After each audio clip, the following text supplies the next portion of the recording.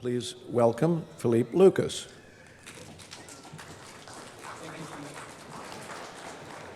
Thank you, Stephen, and thank you to all the Spirit Plant Medicine volunteers today that make this possible. It's great to be back at this conference. It's been a number of years since I've been able to attend, and it's great to see this community grow, not just growing in terms of size, but also growing in terms of diversity.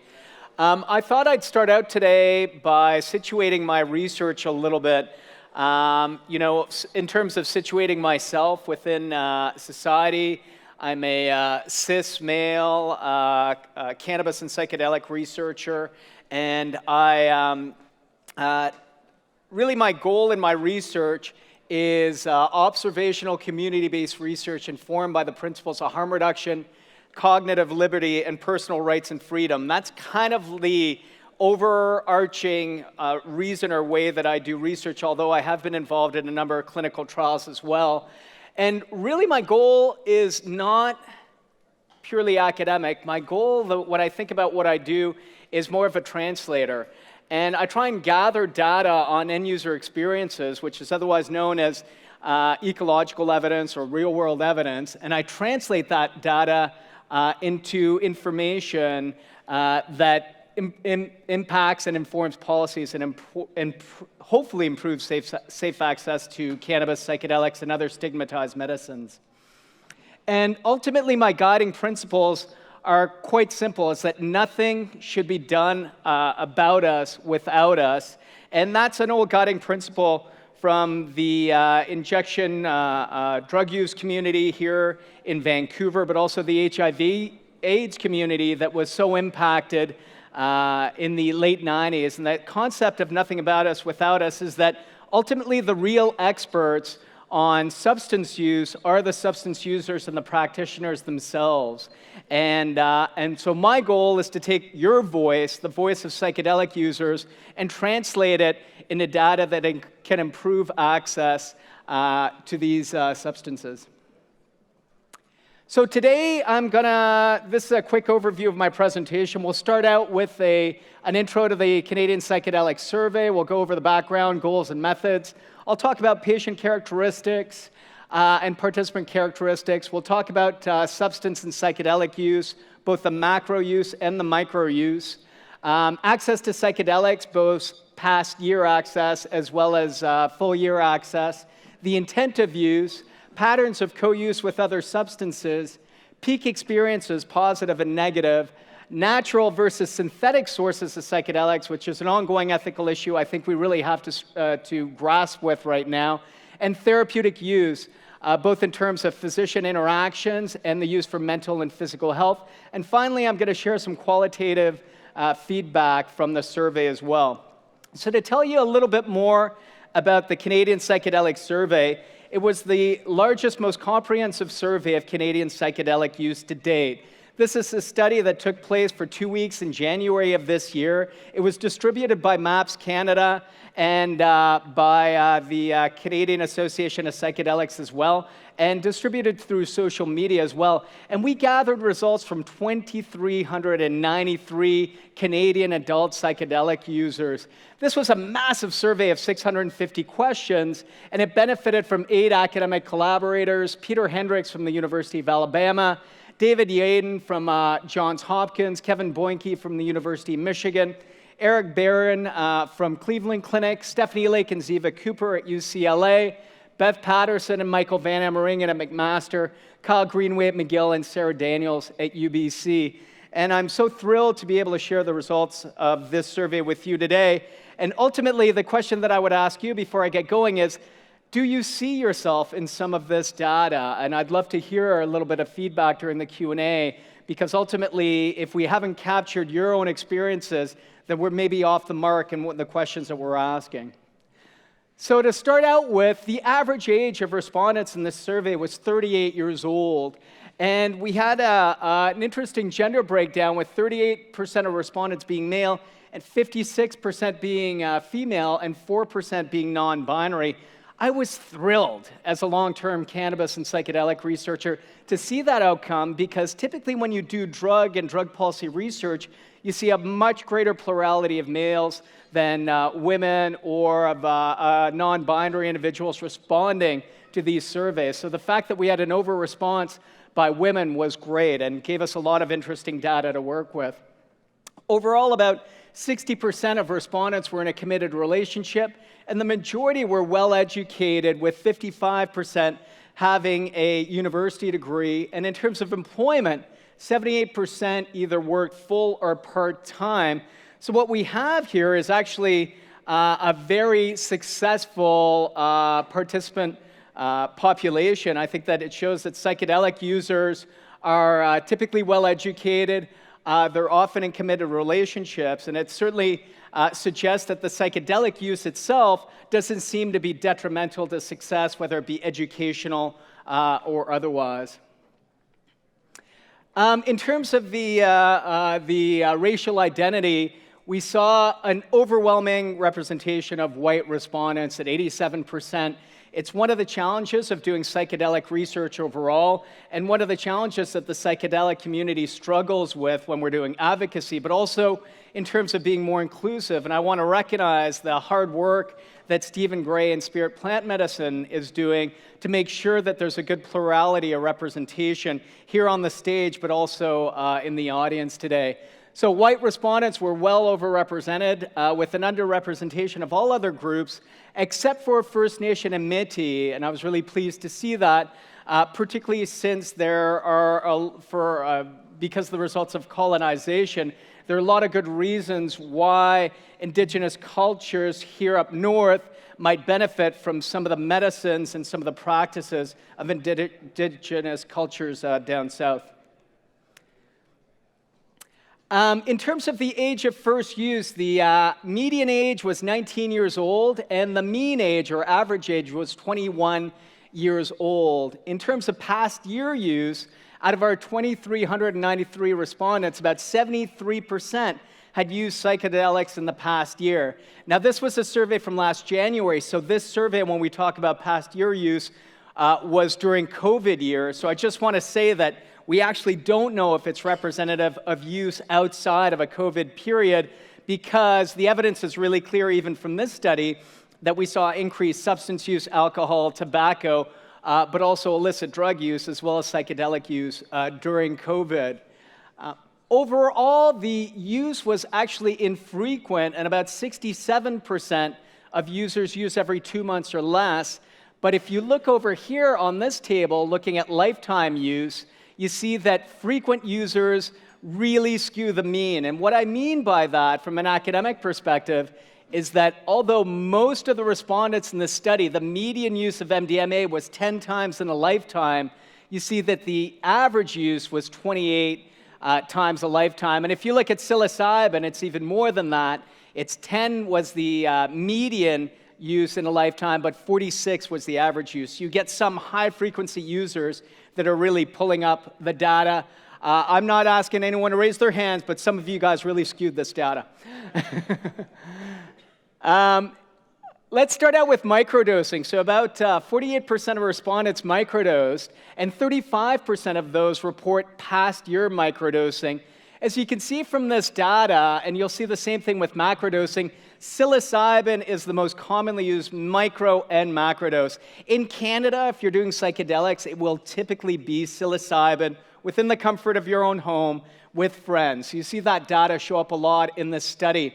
But I was really, really interested in people who were microdosing salvia divinorum and microdosing nitrous. I love these more marginalized uses of psychedelics, and so if you happen to be a microdoser of salvia divinorum, DM me. I really want to hear what this is about. I got to know more about this. If you're using nitrous in a microdose regularly, please let me know. I'm really interested in finding out what you're getting from it and what's happening with that microdosing.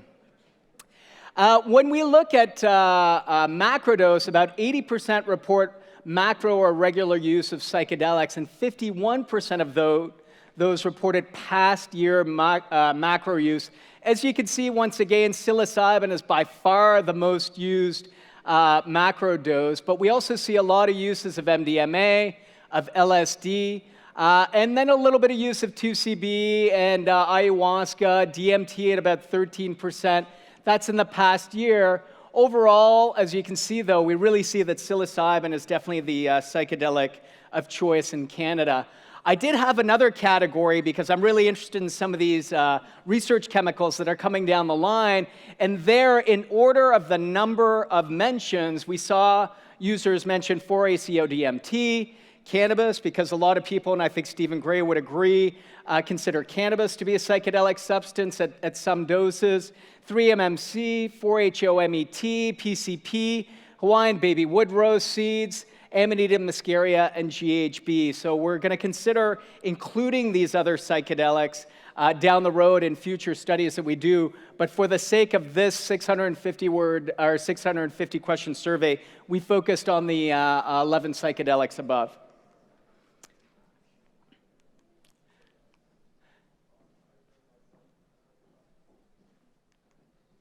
So I'm really interested in access issues, and what we found here, you'll see two different colors of bars here.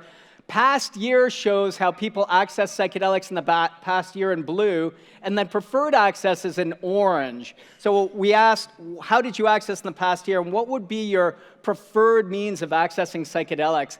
And it was really interesting that in terms of past year, we saw access from a friend and from online vendors as the most popular means of access.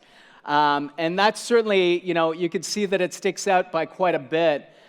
In terms of preferred modes of access, we see that online sticks around, but then you also see retail stores, healthcare professionals, supervised treatment clinics, pharmacies, and the least popular modes of access, black market and street dealers. It's very clear to me that Canadian psychedelic users don't want to have to pick up their psychedelics from the black market, that we're interested in quality-controlled supplies with known dosages and without having to worry about some of the safety of either cross-contamination or poor production practices. And so this is the kind of data that I hope influences our governments to consider legalizing and regulating our supply in such a way that we don't have to worry about these things.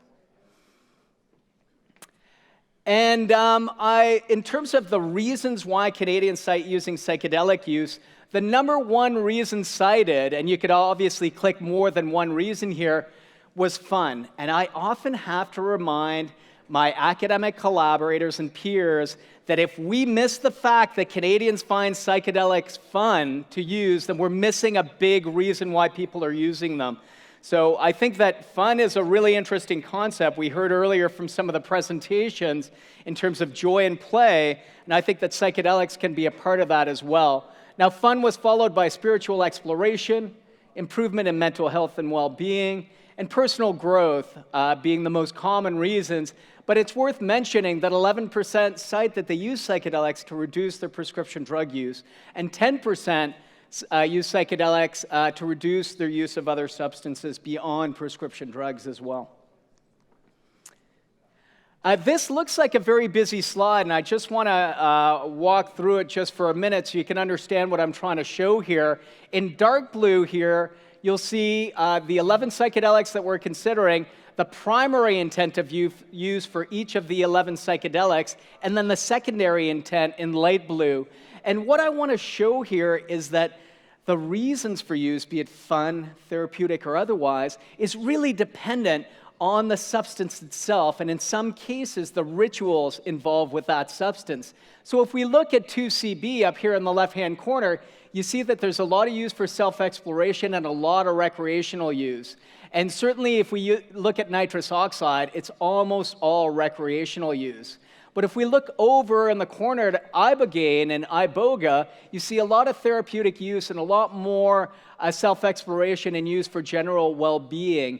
And so I want to be clear that if there's one thing I got from this massive survey, is that we can no longer ever say that psychedelics do something or don't do something, and that microdosing does something or doesn't do something, because there are no strict patterns of use for anyone. Canadians are very diverse in the way that they use psychedelics, and I suspect this extends to other countries as well, and the reasons for use can differ considerably. So let's never say psychedelics do this or don't do that, because it really depends on the psychedelic and the situation of use. And to touch a little bit more on that, I'm really interested in the co-use of other substances. So when people are very deliberate in their use, what do you use two hours before you use mushrooms or LSD or ayahuasca? What do you use during your ayahuasca journey or during your mushroom journey or during an LSD journey or MDMA? And what do you use 2 hours afterwards? It's not unusual, for example, to find out people smoke a bit of pot while they're waiting for their MDMA to kick in, and then, take a few beers while they're dancing on MDMA, and then take a benzodiazepine at the end of the night to help them get to sleep. And what we found is that typically co-use with other substances was most cited with 2CB and with MDMA and with nitrous oxide, and that seems to represent more of a recreational pattern of use for most cases. Whereas if you look at ibogaine and ayahuasca, there's a very small percentage that co-use anything with those substances, and I'll touch more on that on the next slide. So in this case, we're looking at the patterns of co-use again, and we're looking at the specific substances used by those who reported this. So when you're looking at 2CB, you see a lot of alcohol use, cannabis use before, which is dark blue, during, and then after in the light blue. Same with nitrous, a lot of alcohol use and a lot of cannabis use. This suggests a more recreational pattern of use. But when we look at ibogaine or ayahuasca, that are often used as treatments for problematic substance use and that have their own rituals built into them, so that people typically will actually abstain from use, not just for 2 hours beforehand, but sometimes for days beforehand, you see very little co-use at all. So I think that's representative of the ritual patterns of use as well as the intent of use of those specific substances. And sure enough, when we did a regression analysis in order to see if intention of recreational use versus intention of medical or therapeutic use impacted the odds of co-using, we found that if you intended to use a substance for medical or recreational use, you had a much lower chance, or 0.64 odds ratio of co-using, whereas with recreational use, you had twice the chances of co-using in other substances at 2.08. And so what we're looking here are, I've been publishing for the last 15 years or so on the impact of cannabis and other drugs on the use of those other drugs. So cannabis users, for example, will typically use less alcohol when they're using cannabis than the general population. And so here we ask specifically about the co-use of alcohol, antidepressants, benzodiazepines, cannabis, cocaine, and the impact of psychedelic use on all of these substances. And so here, the 1,488 represents all the individuals in the study who said they had ever used alcohol or were still using alcohol. And what we see is that in dark blue, you've got the percentage who say they quit using a substance completely as a result of psychedelic use. In orange, those who decreased the use of a substance. In gray, those who didn't change. In yellow, those who increased their use following psychedelic use. And in blue, those who initiated the use of those substances.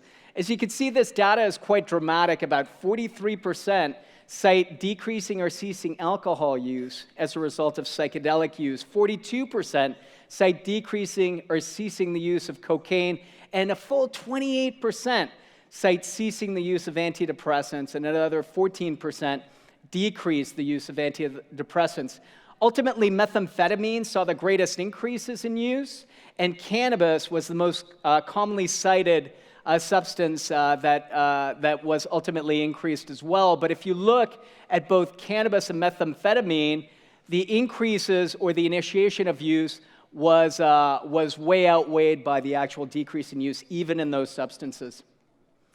So this suggests to me, by the way, that psychedelic use can play a harm reduction role in our society by reducing the use of alcohol, reducing the use of these other potentially more dangerous substances. And why is it exactly that psychedelics are useful in helping us deal with addiction and in reducing substance use? Well, we asked that question, and respondents said that the reason they were able to reduce their use of other substances is that psychedelics made them feel more connected with themselves and others, that they felt less anxious or depressed, and that they felt more connected with nature.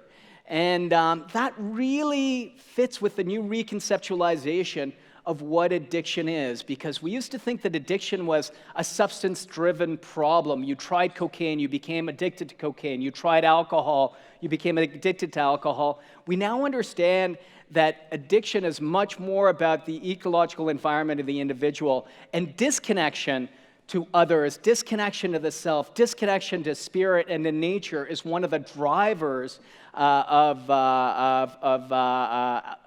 problematic substance use, and reconnecting individuals to those things can really help beat addiction. So psilocybin was also the psychedelic most often cited as having an impact on reducing other substance use. I'm really interested in peak positive experiences and peak negative experiences. And so here, we asked individuals about what their peak positive experiences were and to describe them. And out of a score of 0 to 100, with 100 being the best experience ever, participants cited their peak experiences, positive experiences, being an 85. So on par with the birth of a child, marriage to a significant other, really significant in terms of the impact on their lives. Peak positive experiences typically took place with a companion using the same or similar substance at home and in a natural environment. And once again, psilocybin was the most often used substance when it came to peak positive experiences. Now, in terms of peak negative experiences, out of a score of 0 to 100, with 100 being the worst experience ever, respondents cited that it was 40. So not quite as intense as the peak positive experience, but we don't want to disregard it nonetheless. And it's worth noting that 51% of respondents, about half of respondents, had a peak negative experience. And that being at home with a friend, taking psychedelics, or using with a licensed or unlicensed therapist, all reduce the odds of having a challenging experience. So once again, set and setting is so important when it comes to psychedelic use. And I wanted to find out more about the negative experiences. So we asked, what are the most common types of challenges that you're going through when you're having a negative experience? And we found out that there was a lot of mental sensory overload, social paranoia, and concerns about health outcomes. Those were the top 3 characteristics of a negative experience. But it's worth noting that 34% thought they would never be the same, and 26% worried they might die. So these negative experiences are exponentially threatening to a lot of individuals. We don't want to downplay those negative experiences. But we don't call these bad trips anymore. We call them challenging experiences. So can any good come out of these experiences? Well, about 55% agree that some good came out of their experiences, and only 18% disagree. And the good outcomes include gaining insight, overcoming fears, and resolving challenging situations and emotions. So we do see that even these challenging, very dark experiences sometimes can have good positive outcomes. And now, like I said, and I think there's been a lot of discussion this weekend talking about natural versus synthetic sources of psychedelics and whether or not we're having a negative impact on the environment now that more people are using ayahuasca, peyote, San Pedro. And so we asked, do you have a preference in these 5 psychedelics that have a natural as well as a lab-derived source for a natural source? And overwhelmingly, as you can see in blue, most individuals cited that they prefer a natural source. Now, I wanted to find out why, and so we asked, how strongly do you agree with the following statement that despite being chemically identical, the source of a psychedelic substance can impact its effect? And nearly 45% agree or strongly agree that the source of psychedelic substances can impact their effects. So that explains, I think, this draw to natural sources, and only 12% disagreed. But when we reframed the question a bit, and we asked if it would lessen our impacts on the environment and on plant and animal species like the bufo toad, the peyote cactus, the iboga plant, ayahuasca vine, Would you consider using a synthetic version of these psychedelics? 62.5% would agree to use synthetic sources if it could lessen the environmental impacts of use. And I find that very encouraging, and I think that suggests that we have a lot of education to do in order to make sure that people are making choices that are not only good for themselves, but good for the environment in terms of their psychedelic use. And in terms of therapeutic use, about half of respondents cited they were using psychedelics for a therapeutic purpose, with 47% citing use for mental health and 10% for physical health. And in terms of psychological health, the primary reasons for use were depression, anxiety, or PTSD, and as you will all well know, that's where most of the clinical trials are being done around psychedelic use right now, so that makes good sense. And just to go back for a minute, the participants who use psychedelics for mental health rank it an 80 out of 100 in efficacy. You're not likely to see that for most common pharmaceuticals, and 63% cite they discontinued the use of traditional mental health treatments as a result of psychedelics.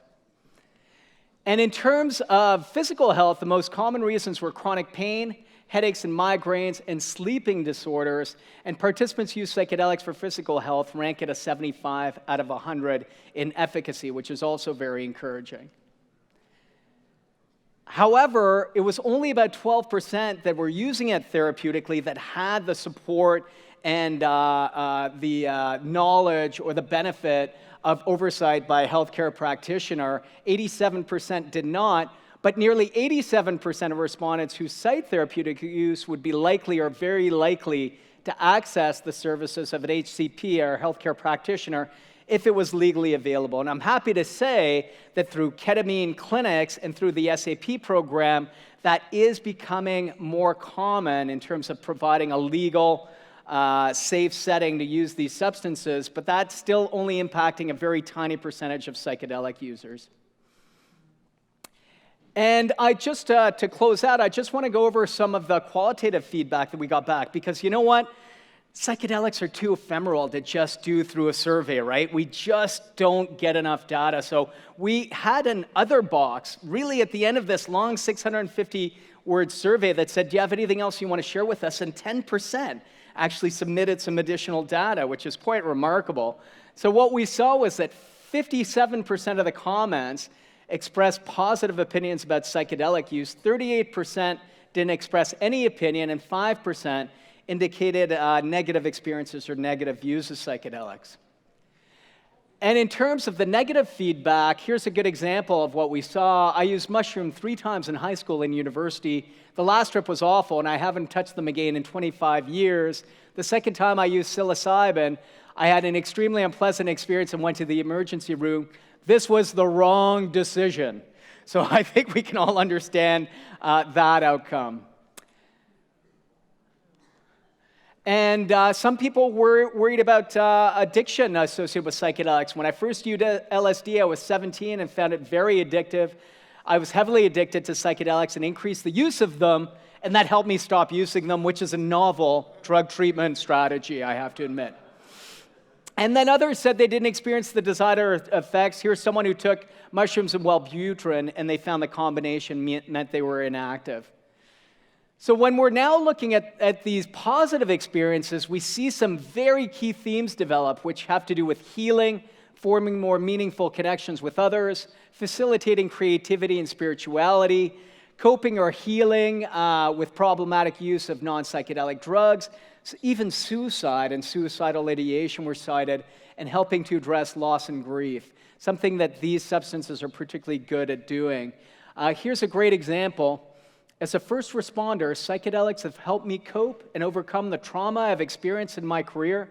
These substances have helped me gain insight into my own psyche as well as my place in the wider universe. They have improved my life in ways I never thought possible, and I would love to see them become more accessible to the emergency workers and, with great care and instruction, the general public. Very thoughtful response by a first responder. LSD awakened a sense of peace in me that goes beyond my ability to describe. It made me feel like coming home to myself. I like to use it once every couple of years to enter that sacred space and check in with myself. Psychedelics have helped me discontinue daily psychiatric medications for bipolar II that I was on for over a decade. Now I use occasional psychedelic experiences with careful preparation and integration when my mood destabilizes and/or microdosing, and it's very effective. These medicines and underground therapy have saved my life, and it's been so transformative, so I'm extremely grateful. And finally, my use of psychedelics has been one of the most significant practices in my life. So the next step for this study is that we're writing up and publishing these CPS findings. We're currently working on 11 academic publications, myself and collaborators, to share with policymakers, patients, physicians, private insurers, and the general public in order to try and remove some of the obstacles of access to psychedelics. And we're currently developing the Global Psychedelic Survey based on this past survey to create comparative data on psychedelic use in the US, in Australia, New Zealand, in Europe, and in different parts of the English-speaking world in order to compare the differences in use in these different jurisdictions and settings. So in closing, I just want to thank my academic collaborators, Peter Hendricks, David Yaden, Kevin Boinke, Eric Barron, Stephanie Lake, Beth Patterson, Kyle Greenway, Sarah Daniels. The sponsors of the study, SABI Mind, SciGen, and MAPS PBC. The study participants for sharing their experiences via this very, very long survey. If you took the time to fill it out here, thank you so much. I'm privileged to share your experiences. And finally, Spirit Plant Medicine Conference and all of you for your time, interest, and attention. I see Stephen here ready to go. I don't know if we have time for a question or two, but otherwise, we got to go and move on with the program. It looks like we don't have time for a question, but I'm here for a few more minutes. I'm also very easy to reach at philippe@sabimind.com. Thank you so much once again to Spirit Plant Medicine and all the volunteers and all of you for your time and attention. Really appreciate it. Thank you.